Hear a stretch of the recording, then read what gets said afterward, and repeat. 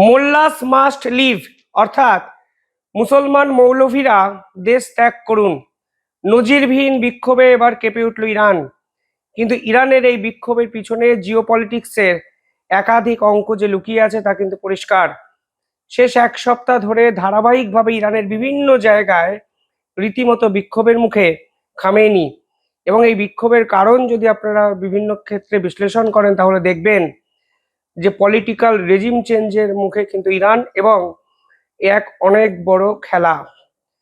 যে বিক্ষোভ দেখা যাচ্ছে সেটাকে বলা হচ্ছে one of its largest and most politically changed protest, অর্থাৎ এমন একটি প্রোটেস্ট যা শুধু সামাজিক ভিত্তিকে নাড়িয়ে দিচ্ছে না, রাজনৈতিক পালাবদলকেও কিন্তু ত্বরান্বিত করছে।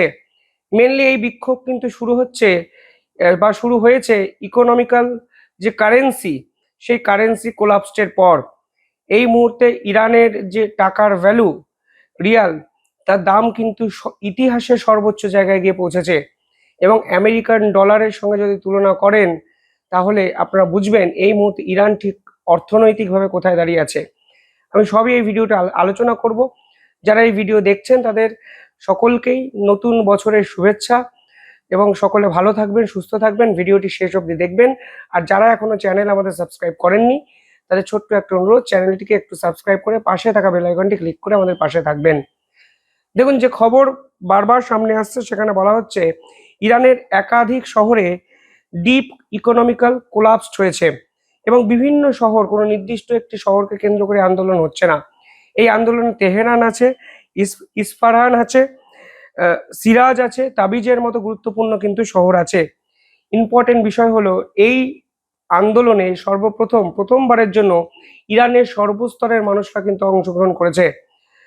সর্বস্তরের মানুষ বলতে স্টুডেন্টস, শপকিপার্স, বাজার ট্রেডার্স, ছেলে মেয়ে, নারী পুরুষ নির্বিশেষে, এমনকি পেনশন হোল্ডাররাও কিন্তু এই প্রোটেস্টে অংশগ্রহণ করেছে, যা একটা জিনিস বুঝিয়ে দেয় ইরানের এই খামেনি সরকারের বিপক্ষে সর্বস্তরের মানুষ ঠিক কতটা ক্ষুব্ধ। এবং এরও কিছু নির্দিষ্ট কারণ আছে যা আমি আপনাদের সামনে সহজে আলোচনা করব। এখন তারা সকলে যে স্লোগানিং দিচ্ছে বা স্লোগান করছে তা কিন্তু অত্যন্ত ভয়ঙ্কর। তারা স্লোগান দিচ্ছে যে মোল্লাস মাস্ট লিভ, অর্থাৎ এই যে ইসলামতন্ত্র ইরানে চলছে ঐতিহাসিক সময় জুড়ে, সেই ইসলামতন্ত্রের বিপক্ষে কিন্তু এই আন্দোলন দিনের শেষে হয়ে দাঁড়িয়েছে। কারণ কি? কারণ হলো কারেন্সি কোলাপসড। এবং এই ধরনের অর্থনৈতিক পতনের ফলে মিডিল যারা যারা যদি বলা হয় মধ্যবিত্ত, তাদের সারা জীবনের সঞ্চয় কিন্তু এক লহমায় শেষ হয়ে গেছে। রুটি, চাল, ডাল সমস্ত কিছুর দাম হঠাৎ করেই আকাশ ছোঁয়া। ফুয়েল, মেডিসিন, কুকিং অয়েল তা সাধারণ মধ্যবিত্ত মানুষের নাগালের বাইরে চলে গেছে কিছুটা হঠাৎ করেই। আপনারা অনেকেই হয়তো গুগলে চেক করবেন যে ইউএস ডলার, $1 মানে কত এই মুহূর্তে ইরানিয়ান টাকা। দেখতে পাবেন 42,125 ইরানিয়ান রিয়াল। ইন্টারেস্টিং বিষয় হলো এখানে একটি গ্রাফ আছে, দেখুন যে গ্রাফটি 5 বছর ধরে একই জায়গায় আটকে আছে। অর্থাৎ ইরানের সরকার ইন্টারনেটকে মিসইউজ করে এই গ্রাফ কিন্তু এক জায়গায় আটকে রেখেছে। এবং 5 বছর আগেও 42,000-এর কাছাকাছি ইরানিয়ান রিয়াল ছিল, এখনো সেখানে আটকে রেখেছে ইরানের সরকার। কিন্তু বিভিন্ন তথ্য অনুসারে যে তথ্য সামনে এসছে সেখানে বলা হচ্ছে এই মুহূর্তে $1 পরিমাণ 15 লাখ ইরানিয়ান ডলারে পৌঁছে গেছে। অর্থাৎ 15 লাখ ইরানের টাকা আপনি ভাঙালে আমেরিকার কারেন্সিতে $1 আপনি পাবেন। ফলে যা ইতিহাসে সর্বোচ্চ নয়, আমার মনে হয় পৃথিবীতে এই মুহূর্তে সর্বোচ্চদের যদি তালিকা করা হয় তাহলে টপ 5-এর মধ্যে আসতেই পারে।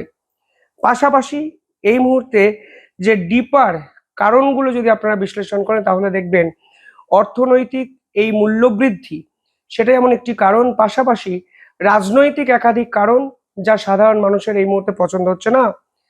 এই যে ইরানের অর্থনীতি সেটাকে ম্যানেজ করা হয় খামেনি দ্বারা নিয়োজিত ক্লার্কের দ্বারা। এদের অ্যাডভাইজার হিসাবে নিয়োগ করা হয়, এদের ক্লারিক বলা হয়। ইরানের যদি পলিটিক্যাল স্ট্রাকচারটা দেখেন দেখবেন এখানে একটি সুপ্রিম লিডার আছে যার নাম খামেনি, আপনারা জানেন।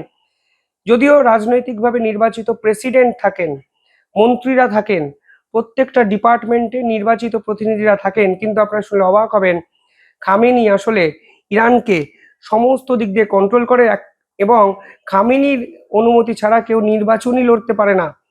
ফলে আলটিমেটলি খামেনি সুপ্রিম পাওয়ার, খামেনির হাতে মসজিদ, খামেনির হাতে জুডিশিয়ারি সিস্টেম, মিলিটারি এবং মিডিয়া।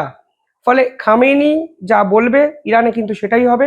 আর এখন ইরানের যে অ্যাডভাইজাররা আছে, যাদের খামেনি নিযুক্ত করেন, ক্লারিক, যারাই আসলে ইরানটাকে চালায়, তাদের উপরেই কিন্তু সাধারণ মানুষের সব থেকে বেশি ক্ষোভ।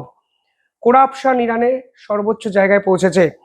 পাশাপাশি ওয়েলথ বেনিফিটস তা কিন্তু স্টেট শুধুমাত্র উপভোগ করে, সাধারণ মানুষের জন্য কিচ্ছু নেই। যদি পলিটিক্যাল সিনারিওটা দেখেন এই মুহূর্তে, তাহলে দেখবেন কোনো ইলেকশন সে অর্থে হয় না। ফ্রি ইলেকশন করার কথা তো ভাবাই যায় না। সুপ্রিম লিডার যা বলবেন সেই রকমভাবেই কিন্তু ক্যান্ডিডেটকে চুজ করা হয়। এমনকি এই মুহূর্তে সোশ্যাল এবং কালচারাল অ্যাঙ্গারের জায়গাও কিন্তু সেই সুপ্রিম লিডার খামেনি। ইন্টারনেটে সেন্সরশিপ চালানো এবং মহিলাদের জোর করে হিজাব পরিয়ে রাখা। কিছু বছর আগে ইনফ্যাক্ট এক মহিলা কিন্তু হিজাব ছাড়া রাস্তায় বেরিয়েছিলেন, তার কিন্তু মৃত্যুদণ্ড হয়েছিল ইরানে। এবং মহিলাদের জোর করে হিজাব পরিয়ে রাখা নিয়ম ইরান যেভাবে বলবৎ করেছে, তার বিপক্ষে কোনো প্রতিবাদ বিশ্বে কিন্তু সে অর্থে হয় না। অন্তত পশ্চিমে দুনিয়া কিন্তু পাশ কাটিয়ে যাওয়ার চেষ্টা করে খানিকটা সময়।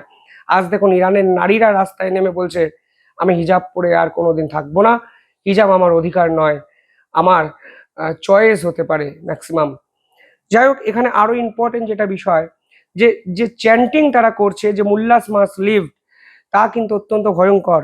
কারণ এই প্রথমবারের জন্য ইরানে সাধারণ মানুষ বলছে যে ধর্মীয় আধারকে তুমি সামনে রেখে নেতা হতে পারো না, রুল করতে পারো না আমাদের উপর।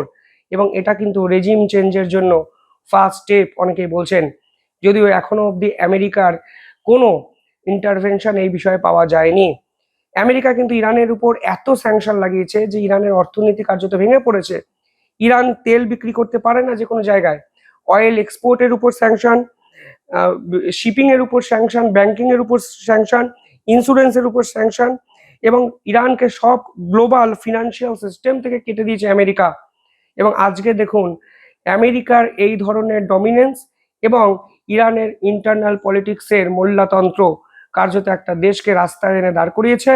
এবং যে নজিরবিহীন বিক্ষোভ ইরানে এখন হচ্ছে, সেই নিদর্শন কিন্তু বিশ্ব ইতিহাস সৃষ্টি করছে।